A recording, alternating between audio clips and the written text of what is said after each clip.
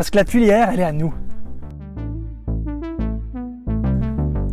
J'ai vécu tellement d'émotions, dont des négatives, à la Pontaise, que je crois qu'il y avait une envie chez moi, comme chez beaucoup de gens, de partir de cet endroit. Oui, c'est très beau, on a fait de très belles choses. Waouh, 1950, les Seigneurs de la Nuit, merci, c'était nickel. Maintenant, on bouge à la Tuituie et on ne refoule plus les pieds à la Pontaise.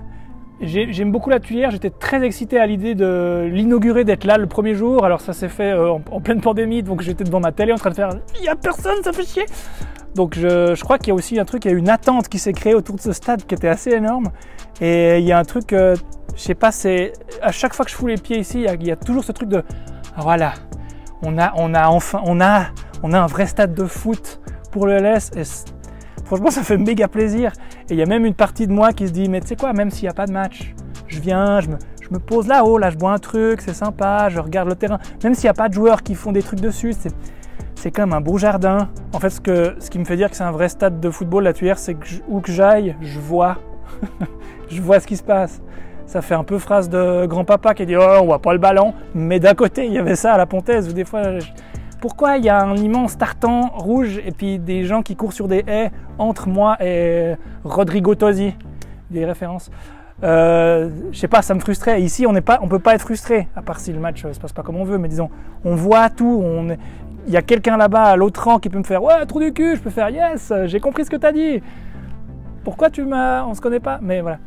Avant et après le match, c'est cool.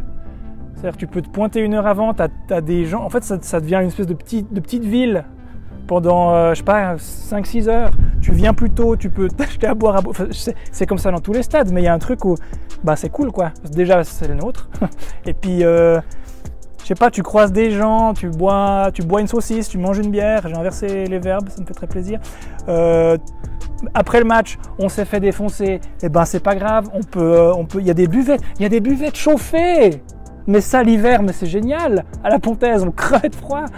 Je me suis retrouvé ici une fois pour un match où il y avait, je pense, entre 10 et 12 000 personnes, presque blindé.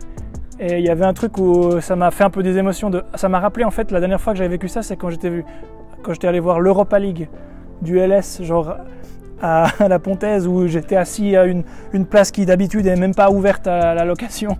Et c'était fou. Et puis on jouait, je sais plus, Palerme, c'était la folie.